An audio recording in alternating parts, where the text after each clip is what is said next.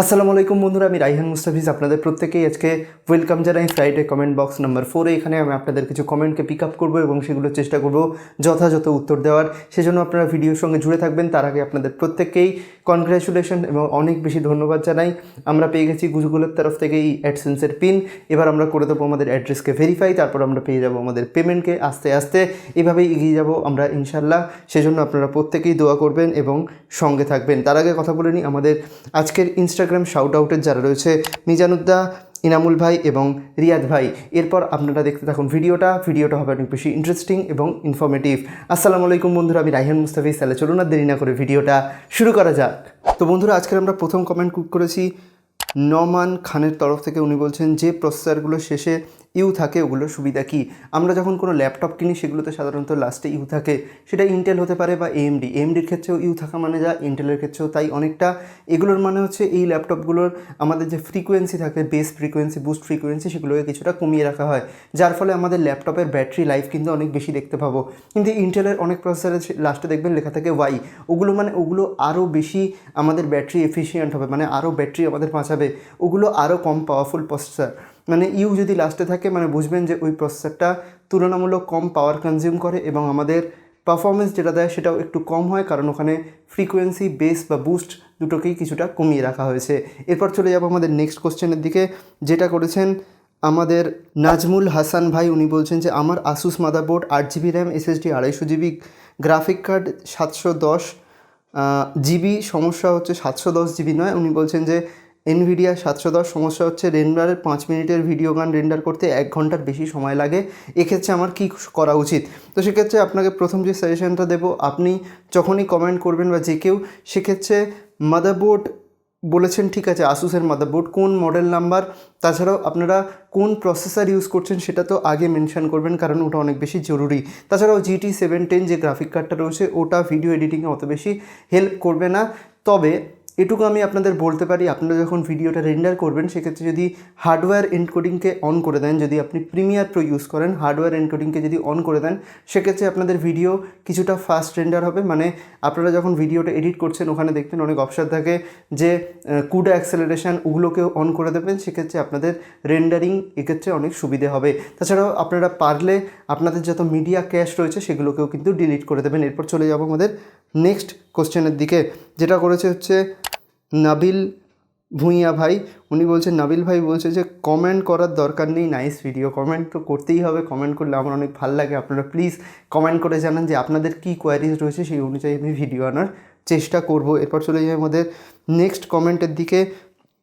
উনি বলছেন যে মিরাজুল ইসলাম, উনি বলছেন ভাই আমার 70% প্রেফারেন্স গেমিং আর 30% এডিটিং। আমি AMD 3400G আর ইন্টেল 10400F কোনটা নেব? আমি তো পুরো কনফিউজড। তো ভাই এখানে আপনাকে কনফিউশন হওয়ার তো কোনো কারণ নেই, কারণ 3400G একটা APU, এটা যদি আপনি নেন সেক্ষেত্রে আপনি করতে পারবেন। মানে আপনাদের কোনো গ্রাফিক কার্ড লাগাতে হবে না, এখানে গ্রাফিক কার্ড ইনবিল্ড দেওয়া থাকে। আর 10400F সেটা হচ্ছে একটা আমাদের CPU ইন্টেলের তরফ থেকে, মানে এখানে আপনাদের সেপারেট একটা গ্রাফিক কার্ড লাগাতে হবে। তো দুটো সম্পূর্ণ আলাদা। যদি গ্রাফিক কার্ড লাগান সেক্ষেত্রে অবশ্যই ইন্টেলের দিকে আপনাদের যাওয়া উচিত, 10400F। আর যদি AMD সাইডে যেতে চান তাহলে রাইজেন 5 3600 নিতে পারেন যদি গ্রাফিক কার্ড লাগাতে চান। আর যদি গ্রাফিক কার্ড না লাগিয়ে করতে চান সেক্ষেত্রে অবশ্যই 3400G আপনাদের জন্য বেশি ভালো অপশান। এরপর চলে যাবো আমাদের নেক্সট কোশ্চেনের দিকে। তো আমাদের নেক্সট কোশ্চেন করেছে গেমিং উইথ রহিম ভাই। বলছে যে ভাই আমি বাংলাদেশে থাকি, আমি সানডেতে একটা কম্পিউটার কিনেছি, মানে মোটামুটি অনেক বড় কমেন্ট। তো এনার কথা হচ্ছে যে 45,000 টাকা দিয়ে কম্পিউটার কিনেছে, কিন্তু সেখানে কি ভাইরাসের কোনো ধরনের অ্যাটাক হতে পারে? সেক্ষেত্রে কী করবো? সেক্ষেত্রে যদি আপনারা বেশি ইন্টারনেট ইউজ করেন রহিম ভাই, তো সেক্ষেত্রে আপনি সেপারেট একটা অ্যান্টিভাইরাস কিনতে পারেন। তবে আমার মনে হয় বর্তমান দিনে উইন্ডোজ ডিফেন্ডার এত বেশি স্মার্ট হয়ে গেছে উইন্ডোজ 10-এ, তো সেক্ষেত্রে আপনারা উইন্ডোজটাকেই সময় মতো আপডেট যদি করতে থাকেন সেক্ষেত্রে আশা করছি আপনাদের কোনো প্রবলেম হবে না। তবে যদি বেশি যদি করতে চান সেক্ষেত্রে অবশ্যই পেড কোনো অ্যান্টিভাইরাস কিনতে পারেন। সেক্ষেত্রে অনেক রকমের থাকে, নর্টন থাকে, তাছাড়াও কুইক হিল থাকে। আপনারা যেটা পছন্দ মতো কিনতে পারেন। কুইক হিল যেটা থাকে ওটা আমি শুনেছি বা আমার এক্সপিরিয়েন্স, আমি নিজে কুইক হিল ইউজ করেছি, সেক্ষেত্রে আপনি কিনতে পারেন। যদিও এটা কোনোভাবেই কুইক হিল দ্বারা স্পন্সার্ড নয়, আমি নিজেই ইউজ করতাম তাই আপনাদের বলছি। তবে ফ্রি যেসব অ্যান্টিভাইরাস আছে সেগুলো থেকে দূরে থাকুন, ওগুলো কম্পিউটারকে স্লো করে দেয়। এছাড়া উনি বলছেন যে AMD রাইজেন 5 3500X উনি কিনেছেন। আচ্ছা, এর সঙ্গে MSI A520M মাদারবোর্ড কিনেছেন, 8GB DDR4 র্যাম নিয়েছেন, 120 GB বারাকুটার হ্যাঁ এসএসডি নিয়েছেন। 120 GB কখনোই নেওয়া উচিত হয়নি, মিনিমাম 240 GB ইজ নিডেড।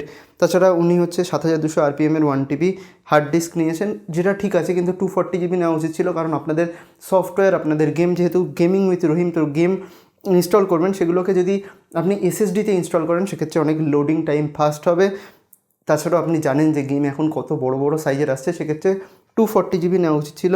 তাছাড়াও আপনি এখানে নিয়েছেন GT710, যেটা একদমই আপনার নেওয়া উচিত হয়নি। GT710 উইথ 3500X, আপনার তো জিপিইউ ভয়ঙ্করভাবে বটলনেক করবে আপনাকে।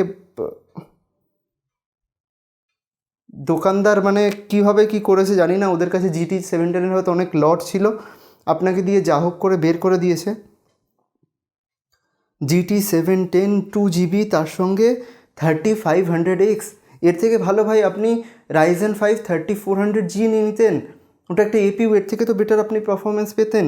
GT710 এটা কি, এখানে আপনার 3500X এর সঙ্গে মিনিমাম লাগাতে হতো 1650, মিনিমাম 1650 সুপার বা 1660 Ti, এগুলো বেশি ভালো পেয়ার হবে, মিনিমাম 1650 লাগাতে হতো, বা RX 570, সেখানে আপনাকে লাগিয়েছে GT710। তাছাড়াও এখানে আপনাকে যেটা করতে পারতেন, দেখুন এখানে 3500X এর দাম মোটামুটি 14-15 হাজার টাকা বাংলাদেশে, আর GT710 দাম কীরকম 4-5 হাজার টাকা, মানে 20 হাজার টাকা। সেক্ষেত্রে আপনি একটা কাজ করতে পারেন, i3 9100F নিতে পারতেন, তার সঙ্গে নিতে পারতেন একটা গ্রাফিক কার্ড RX 570, দুটো মিলিয়ে 20-21 হাজার টাকায় আপনি আরামসে পেয়ে যেতেন। তাছাড়াও আপনি মাদারবোর্ড থেকে ওখানে টাকা বাঁচাতে পারতেন। MSI A520 এই মাদারবোর্ডটা না নিয়ে B450 মাদারবোর্ডে যদি যেতেন, সেক্ষেত্রে প্রাইস কিছুটা কমে পেয়ে যেতেন, কারণ B450 মাদারবোর্ডের জন্য 3500X is more than enough. তবে আপনার সলিউশনটা কি? সলিউশন হচ্ছে এটাই যে আপনি এখন আপাতত এটা চালান। প্রথম আপনার কাজ হবে যেটা, সেটা হচ্ছে GT710কে রিপ্লেস করে RX 570 বা RX 580 বা ভালো একটা গ্রাফিক কার্ড লাগানো। সেকেন্ড, 8 GB DDR4 এর জায়গায় আরেকটা 8 GB DDR4 র্যাম লাগান, মিনিমাম 16 GB নিডেড। তারপর 120 GB সরিয়ে 240 GB SSD লাগান। তাই 45K অনেক ভালো পিসি বিল্ড হয়ে যায়। এটা কী করেছে আমি বুঝতে পারি না। GT710টাই তো পুরো মজাটাই খারাপ করে দেবে আপনাদের গেমিং এক্সপিরিয়েন্সের, তো আমার আর কিছু বলার নেই। এরপর কমেন্ট করেছেন MD আমিনুর ইসলাম, উনি বলছেন যে বায়োস্টার রেসিং Z590A সিলভার মাদারবোর্ডটার পুরোপুরি রিভিউ দিতে। ভাই আমার কাছে প্রথম কথা, বায়োস্টার এই ব্র্যান্ডটার সম্পর্কে বেশি আইডিয়া নেই। যদি আপনি নতুন কিনতে চান সেক্ষেত্রে Z490, মানে আপনি ইন্টেলের 10 জেনারেশনের কোনো প্রসেসর লাগাচ্ছেন বা 11 জেনারেশনে আপডেট করতে চান, সেক্ষেত্রে Z490 is a good chipset. এখানে LGA 1200 সকেট রয়েছে। যদি আপনি হাই এন্ড কোনো প্রসেসর নেন ইন্টেলের ক্ষেত্রে, মানে i5 বা i7 এর কোনো হাই এন্ড ভেরিয়েন্ট বা i9 লাগাতে চান, সেক্ষেত্রে Z490 ইজ গুড ওয়ান। তাছাড়াও নর্মাল 460 বা 410এও কাজ চলে যায়, 10 জেনারেশনের ক্ষেত্রে কোনো ধরনের প্রবলেম করে না। তবে আপনি দামি নিতে চাইলে সেক্ষেত্রে Z490 খুব ভালো অপশান হবে, বা সেটা একটু ফিউচার প্রুফ হবে, 11 জেনারেশনের সাপোর্টও আমরা পেয়ে যাব, এটুকু আমি বলতে পারি। বাকি বায়োস্টার রেসিং সম্পর্কে আমার আইডিয়া নেই। এরপর চলে যাবো আমাদের নেক্সট কমেন্টের দিকে, যেটা করেছে MD নাজমুল আলম। উনি বলছেন, ভাই চুল না কাটলেই ভাল লাগতো। আমারও সেটাই মত, চুল না কাটলেই ভাল লাগতো, সময় নষ্ট, টাকা নষ্ট, তাছাড়াও চুলও তো নষ্ট। তো সেই জন্য চলে যাই আমাদের নেক্সট কমেন্টের দিকে, যেটা করেছেন শাহেদ আহমেদ। উনি বলছেন আন্ডার 60K ও 65K best laptop please BD. বাংলাদেশে বেস্ট 60-65K নিচে ল্যাপটপ অবশ্যই ভিডিও নিয়ে আসবো, আপনারা চ্যানেলের সঙ্গে জুড়ে থাকুন। এরপর কমেন্ট করেছেন best lofi beats to chill, appreciate the content, keep it up, thank you ভাই। এরপর কমেন্ট করেছেন আবদাদুল ওমর, আবদাদুল ভাই বলছেন, ও আচ্ছা আবদুল্লাহ ওমর ভাই। আবদুল্লাহ ভাই বলছেন যে আসসালামু আলাইকুম। ওয়ালাইকুম আসসালাম ভাই, রায়হান মুস্তাফিজ ভাই কেমন আছেন? আমি Ryzen 9 3900X পিসি বিল্ড করেন, যা 1,20,000 টাকার মধ্যে, গ্রাফিক কার্ড 10,000 টাকার মধ্যে, বাকি সব ভালো হতে হবে। গ্রাফিক কার্ড ভাই Ryzen 9 3900X, মানে সেখানে আপনাকে গ্রাফিক কার্ডও ভালো লাগাতে হবে। আপনি হয়তো ভাবছেন গ্রাফিক কার্ড কোন কাজে লাগবে, সেক্ষেত্রে আপনি গেমিং করেন, এডিটিং করেন, দুক্ষেত্রেই আপনাদের যথেষ্ট ভালো গ্রাফিক কার্ড প্রয়োজন। একমাত্র হ্যাঁ, আপনি যদি অডিও প্রোডাকশনের কাজ করেন সেক্ষেত্রে হয়তো গ্রাফিক কার্ড অতটা নিডেড নয়। এরপর কথা বলছেন RH রোনি গেমিং। উনি বলছেন গেমিং পিসি 70K প্লিজ। তো অবশ্যই 70,000 টাকায় গেমিং পিসি আসবে, বা অনেক ভিডিও রয়েছে, সেই ভিডিওগুলো চাইলে আপনারা দেখতে পারেন, সেগুলো থেকে একটু ইমপ্রুভ করতে পারেন। তবে আমি চেষ্টা করব অবশ্যই best to best PC build আপনাদের জন্য দেখানোর। তাছাড়াও আপনাদের যদি টেক রিলেটেড, পিসি রিলেটেড কোনো ধরনের কন্টেন্ট ইন্টারেস্ট থাকে বা আপনাদের কোনো কোশ্চেন থাকে, সেটা কিন্তু নিচে আমাদের কমেন্ট সেকশানে অবশ্যই জানাবেন। তাছাড়াও আপনারা ফেসবুক, ইনস্টাগ্রাম, টুইটারে অবশ্যই ফলো করে নেবেন এবং সেখানে আমার সঙ্গে ডাইরেক্টলি কথা বলবেন।